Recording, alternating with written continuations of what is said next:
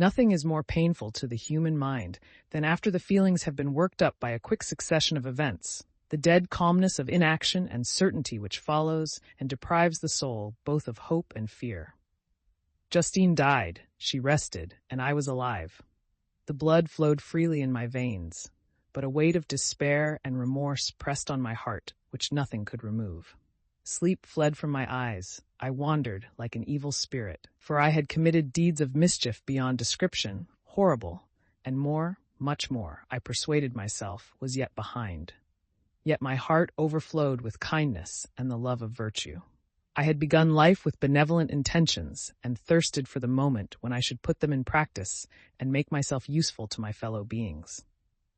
Now all was blasted.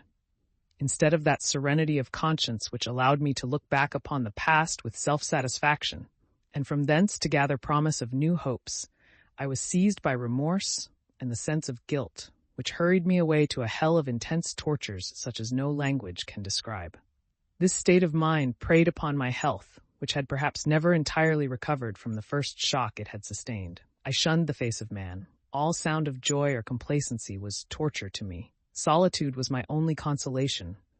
Deep, dark, death-like solitude. My father observed with pain the alteration perceptible in my disposition and habits, and endeavored by arguments deduced from the feelings of his serene conscience and guiltless life to inspire me with fortitude and awaken in me the courage to dispel the dark cloud which brooded over me.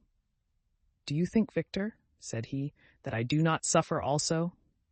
No one could love a child more than I loved your brother." Tears came into his eyes as he spoke. "But is it not a duty to the survivors that we should refrain from augmenting their unhappiness by an appearance of immoderate grief? It is also a duty owed to yourself, for excessive sorrow prevents improvement or enjoyment, or even the discharge of daily usefulness, without which no man is fit for society." This advice, although good, was totally inapplicable to my case. I should have been the first to hide my grief and console my friends if remorse had not mingled its bitterness and terror its alarm with my other sensations. Now I could only answer my father with a look of despair and endeavor to hide myself from his view. About this time we retired to our house at Bellerive. This change was particularly agreeable to me. The shutting of the gates regularly at 10 o'clock and the impossibility of remaining on the lake after that hour had rendered our residence within the walls of Geneva very irksome to me. I was now free. Often, after the rest of the family had retired for the night, I took the boat and passed many hours upon the water. Sometimes, with my sails set, I was carried by the wind, and sometimes, after rowing into the middle of the lake, I left the boat to pursue its own course and gave way to my own miserable reflections. I was often tempted, when all was at peace around me, and I the only unquiet thing that wandered restless in a scene so beautiful and heavenly, if I except some bat or the frogs, whose harsh and interrupted croaking was heard only when I approached the shore. Often, I say, I was tempted to plunge into the silent lake, that the waters might close over me and my calamities forever.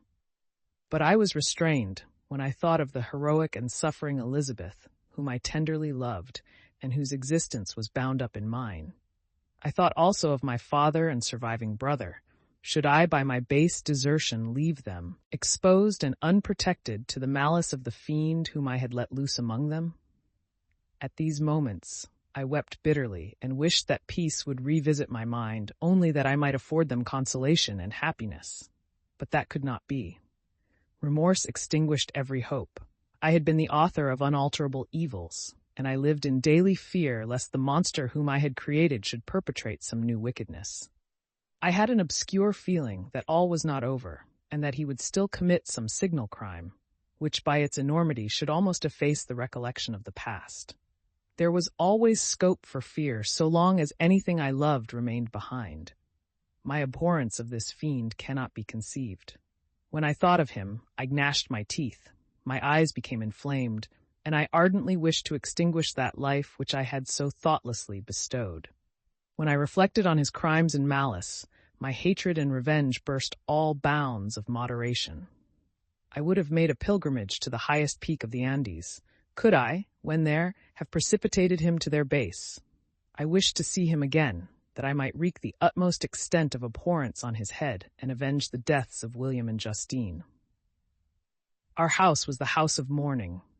My father's health was deeply shaken by the horror of the recent events. Elizabeth was sad and desponding. She no longer took delight in her ordinary occupations.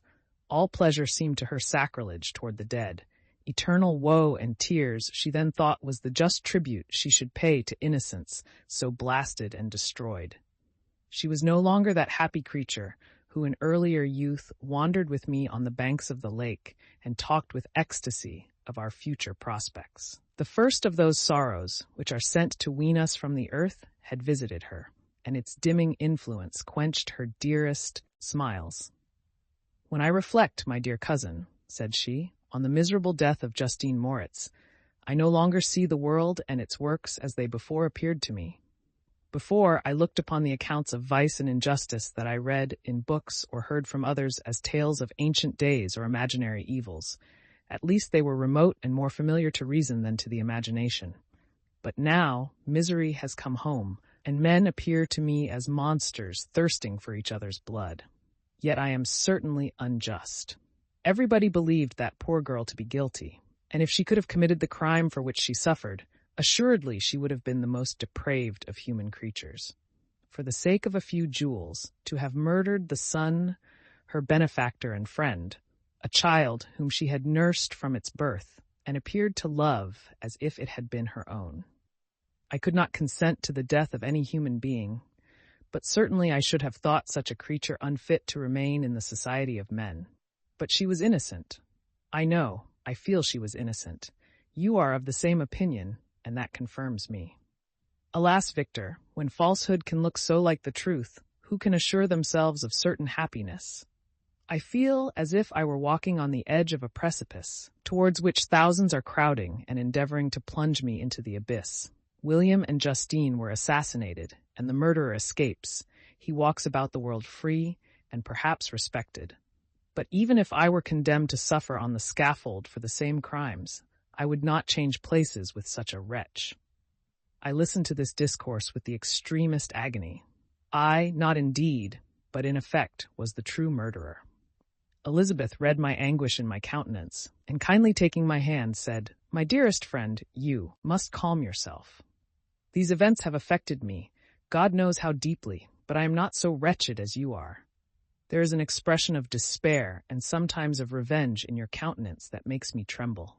Dear Victor, banish these dark passions. Remember the friends around you who center all their hopes in you. Have we lost the power of rendering you happy? Ah, while we love, while we are true to each other, here in this land of peace and beauty, your native country, we may reap every tranquil blessing. What can disturb our peace?" And could not such words from her whom I fondly prized before every other gift of fortune suffice to chase away the fiend that lurked in my heart? Even as she spoke, I drew near to her, as if in terror, lest at that very moment the destroyer had been near to rob me of her. Thus not the tenderness of friendship, nor the beauty of earth, nor of heaven, could redeem my soul from woe. The very accents of love were ineffectual. I was encompassed by a cloud which no beneficial influence could penetrate. The wounded deer, dragging its fainting limbs to some untrodden brake, there to gaze upon the arrow which had pierced it, and to die, was but a type of me. Sometimes I could cope with the sullen despair that overwhelmed me, but sometimes the whirlwind passions of my soul drove me to seek, by bodily exercise and by change of place, some relief from my intolerable sensations. It was during an access of this kind that I suddenly left my home, and bending my steps towards the near alpine valleys, sought in the magnificence, the eternity of such scenes, to forget myself and my ephemeral, because human, sorrows. My wanderings were directed towards the valley of Chamonix. I had visited it frequently during my boyhood. 6 years had passed since then. I was a wreck, but naught had changed in those savage and enduring scenes. I performed the first part of my journey on horseback. I afterwards hired a mule, as the more sure-footed and least liable to receive injury on these rugged roads. The weather was fine. It was about the middle of the month of August, nearly 2 months after the death of Justine, that miserable epoch from which I dated all my woe. The weight upon my spirit was sensibly lightened as I plunged yet deeper in the ravine of Arve. The immense mountains and precipices that overhung me on every side, the sound of the river raging among the rocks, and the dashing of the waterfalls around spoke of a power mighty as omnipotence. And I ceased to fear or to bend before any being less almighty than that which had created and ruled the elements, here displayed in their most terrific guise.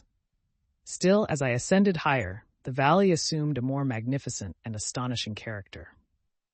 Ruined castles hanging on the precipices of piny mountains, the impetuous Arve, and cottages every here and there, peeping forth from among the trees, formed a scene of singular beauty. But it was augmented and rendered sublime by the mighty Alps, whose white and shining pyramids and domes towered above all, as belonging to another earth, the habitations of another race of beings. I passed the bridge of Pélissier, where the ravine, which the river forms, opened before me, and I began to ascend the mountain that overhangs it. Soon after, I entered the valley of Chamouni. This valley is more wonderful and sublime, but not so beautiful and picturesque as that of Servox, through which I had just passed. The high and snowy mountains were its immediate boundaries, but I saw no more ruined castles and fertile fields. Immense glaciers approached the road. I heard the rumbling thunder of the falling avalanche and marked the smoke of its passage. Mont Blanc, the supreme and magnificent Mont Blanc, raised itself from the surrounding aiguilles, and its tremendous dome overlooked the valley. A tingling, long-lost sense of pleasure often came across me during this journey. Some turn in the road, some new object suddenly perceived and recognized, reminded me of days gone by, and were associated with the light-hearted gaiety of boyhood. The very winds whispered in soothing accents, and maternal nature bade me weep no more. Then again the kindly influence ceased to act. I found myself fettered again to grief and indulging in all the misery of reflection. Then I spurred on my animal, striving so to forget the world, my fears, and more than all, myself. Or, in a more desperate fashion, I alighted and threw myself on the grass, weighed down by horror and despair. At length I arrived at the village of Chamouni. Exhaustion succeeded to the extreme fatigue, both of body and of mind, which I had endured. For a short space of time I remained at the window, watching the pallid lightnings that played above Mont Blanc and listening to the rushing of the Arve, which pursued its noisy way beneath.